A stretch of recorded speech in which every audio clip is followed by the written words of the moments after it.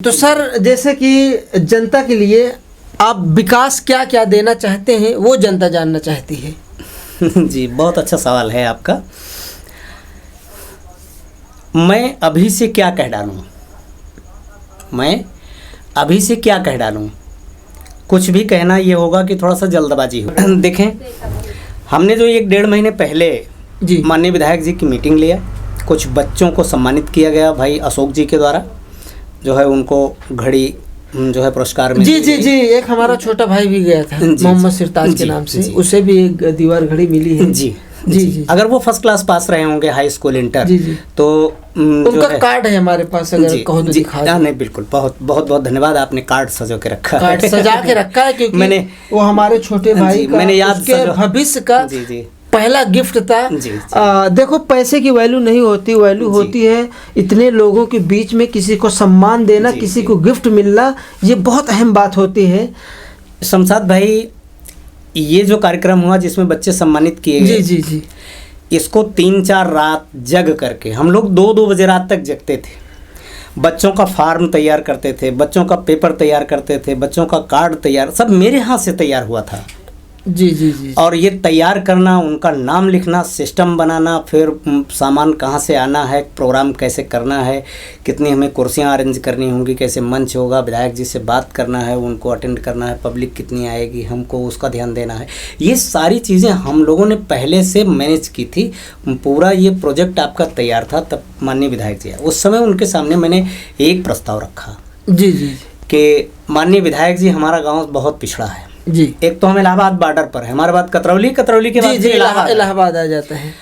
और कोई भी रास्ता, चाहे वो विधानसभा का हो, चाहे वो लोकसभा का हो, हमारे गांव से होके गुजरता है।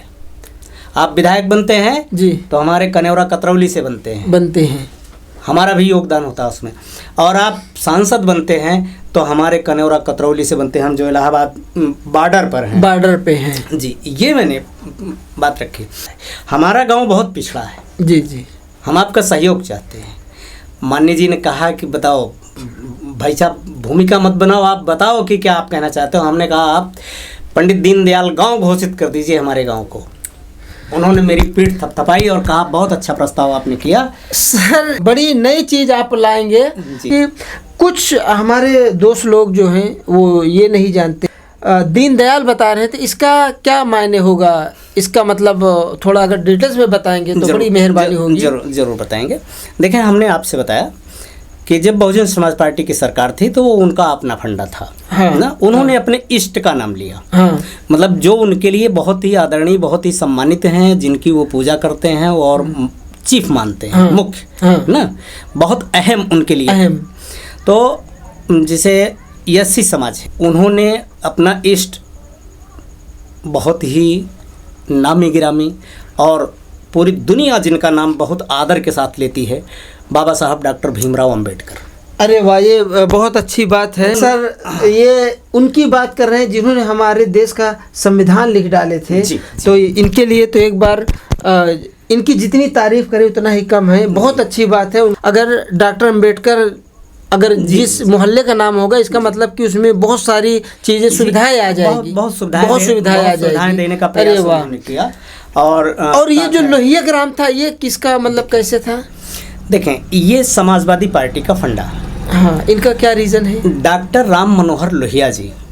अच्छा। डॉक्टर राम मनोहर लोहिया जी कोई साधारण व्यक्ति नहीं थे, वो असाधारण व्यक्ति थे। अच्छा। वो महात्मा गांधी जैसे व्यक्ति थे, पंडित नेहरू जैसे व्यक्ति थे, और वो डॉक्टर भीमराव अंबेडकर जैसे व्यक्तियों में उस श्रेणी में आते हैं। अच्छा। डॉक्टर राम मनोहर लोहिया जी। अच्छा। उनकी सोच जो थी वो समाजवादी विचारधारा की थी।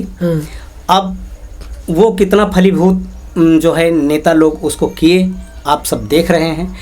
माननीय मुलायम सिंह जी डॉक्टर राम मनोहर लोहिया को अपना इष्ट, अपना मुख्य और बहुत ही सम्मानित आदरणीय समझते हुए उनके नाम से, डॉक्टर राम मनोहर लोहिया के नाम से लोहिया ग्राम बनाया उन्होंने। अच्छा। और उन्होंने भी पूरी सुविधाएं, नाली, सड़क, खड़ंजा, बिजली, जल निकासी का साधन, ये सब सारी सुविधाएं जिस गांव में हो वो गांव बहुत ही सुखी और संपन्न माना जाता है। अच्छा। तो यही सोच के सारे गांव को एक साथ नहीं किया जा सकता, लेकिन कुछ गांवों में अपनी छाप बनाई जा सकती है। ऐसी सोच रख करके मायावती जी ने जो है लोहिया ग्राम अम्बेडकर गांव बनाया और कुछ गांवों का विकास हुआ। आप देखे होंगे अम्बेडकर की मूर्ति भी लोग लगा दिए। हाँ, ये सर जो बता रहे हैं कि ये जो पार्टी वाले होते हैं, जितने भी हमारे पहले के महापुरुष लोग हैं, ये उनके नाम पे बनाया जाता है। तो हमें आपको आज ये नई नई बातें सुनने को मिल रही है। हम लोहिया ग्राम सुनते थे पर ये पुराने में जो महापुरुष लोग थे ये उनके नाम पे चलाया जा रहा है।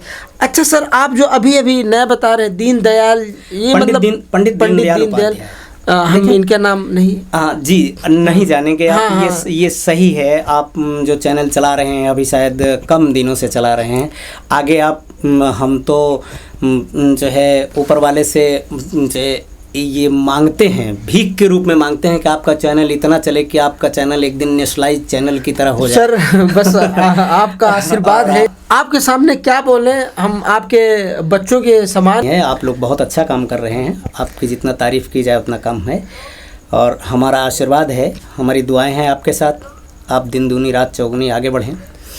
आपने पंडित दीनदयाल उपाध्याय के बारे में किया है, जैसे ही आपने नाम सुना डॉक्टर भीमराव अंबेडकर साहब का, डॉक्टर राम मनोहर लोहिया जी का जी, तो सब पार्टी के अपने अपने एक यथेष्ट हैं और इष्ट हैं। और जो है ऐसे ही पंडित दीनदयाल उपाध्याय, भारतीय जनता पार्टी ने इनको अपना इष्ट बनाया है।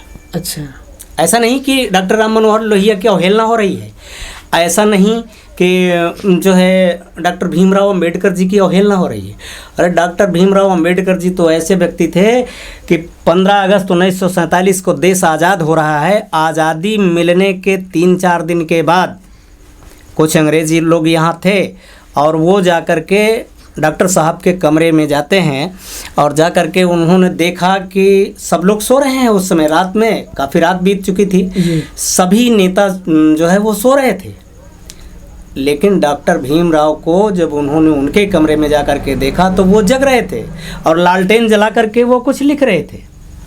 अंग्रेज़ों ने एक सवाल किया कि अंबेडकर साहब, अब तो आपका देश आज़ाद हो गया है, हम बहुत सारे नेताओं के यहाँ गए और वो सब सो रहे हैं और आप जग रहे हैं, इसका क्या रहस्य है?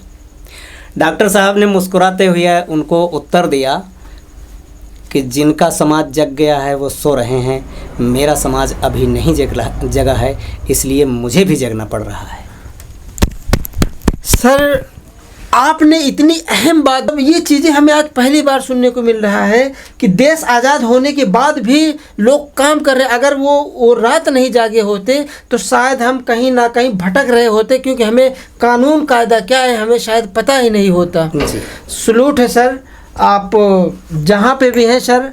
देखें, पंडित दीनदयाल जी एक बहुत शुद्ध और सात्विक विचारधारा के व्यक्ति थे जी। कभी उन्होंने अपने जीवन में किसी का एक पैसा नहीं लिया होगा। भूखे रह कर के भी उन्होंने देश हित के लिए काम किया। और पंडित दीनदयाल उपाध्याय जी की एक बहुत बड़ी खासियत थी कि वो जिस मोहल्ले में रहते थे, सबसे पहले जो शाम का समय होता था उनकी माता जी खाना बना लेती थीं जी जी, तो उनको ढूंढा करती थीं कि बेटा दीनदयाल, तुम कहाँ हो, खाना बन गया है, आओ खा लो। दीनदयाल जी का पता नहीं है कि वो कहाँ है। जब वो 10-20 मिनट, आधे घंटे, 1 घंटे के बाद लौट के आते थे तो माता जी को सादर प्रणाम करके ये कहते थे कि माता जी मैं आ गया हूँ। बेटा तू कहाँ था? बेटा मैं ये देखने गया था कि किसके घर में खाना बना है, किसके घर में नहीं बना है, किसके यहाँ बच्चे खाए हैं, किसके यहाँ नहीं खाए हैं, तो वही मैं देखने गया था। माता जी मेरा खाना अभी थोड़ी देर रख दीजिए और थोड़ा सा खाना हमें ये दे दीजिए, उनके यहाँ आज किसी कारण बस खाना नहीं बना है, मैं जाऊँ उनको दे आऊँ। तो अरे बेटा मैंने तो, तुमने पहले बताया नहीं और अभी अभी बता रहे हो, मैंने तो सिर्फ सीमित खाना बनाया था अपने घर वालों के लिए भी। इतना जो है अगर तुम बताए होते पहले से तो मैं बना लेती, अब बताओ कैसे किया जाए। तो पंडित दीनदयाल जी कहते थे अच्छा माता जी आप लोग खा लीजिए, मेरी थाली हमको दे दीजिए और वो अपनी थाली ले जा करके उस गरीब बच्चे को अपनी थाली दे करके वहाँ बैठे रहते थे कि बेटा आप खा लो, भैया आप खा लो। वो खा लेता था और ये एक गिलास पानी पी करके सो जाया करते थे। पंडित दीनदयाल की ये विशेषता है। उन्होंने क्या बताया, हमारे देश में ऐसे ऐसे हीरो का जन्म हुआ।